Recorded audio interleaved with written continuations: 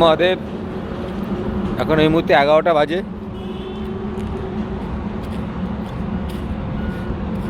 তো আমি ঔরঙ্গাবাদ থেকে 8টার সময় যাত্রা শুরু করি। প্রায় 15 কিলোমিটার পথ অতিক্রম করা হয়ে গেছে। 38 কিলোমিটার রাস্তা টোটাল।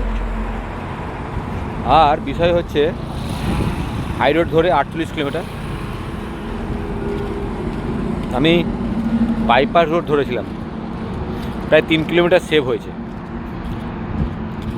ওইখানে 45 হয়ে গেল অটোমেটিকলি। আর এখান থেকে প্রায় 12-13 কিলোমিটার অলরেডি চলে আসা হয়েছে, হিসেবে প্রায় 15 কিলোমিটার কমপ্লিট হয়ে গেছে। হর হর মহাদেব। আমাকে এখনও অনেকটা পথ অতিক্রম করতে হবে, কারণ আমি রাস্তাটা নিজস্ব সীমাবদ্ধের মধ্যে রাখতে চাইছি। কারণ যখনই 50 কিলোমিটার হাঁটা শুরু করি তখনই আমার রাত্রি হয়ে যায়, 12টা বেজে যায়। তাই আমি দিনের বেলায় যতটা নিজেকে আগাতে পারবো ততটা আমার পক্ষে উপকার হবে। তাই হর হর মহাদেব। যদি আপনারা একটু আমাকে ভালোবাসেন তাহলে একটু লাইক করে দেবেন। আর এতটা পথ হেঁটে যাচ্ছি, বাংলা পেরিয়ে এসেছি, ঝাড়খণ্ড পেরিয়ে এলাম, এরপর বিহার শেষের পথে, উত্তরপ্রদেশ প্রবেশ।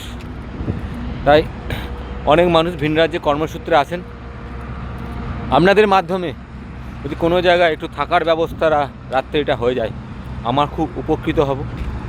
তো আমি সনাতনীর মঙ্গল উদ্দেশ্যে যাত্রা শুরু করেছি। তাই সনাতনীর জয় হোক, সনাতনী মঙ্গলের জয় হোক, কল্যাণ হোক।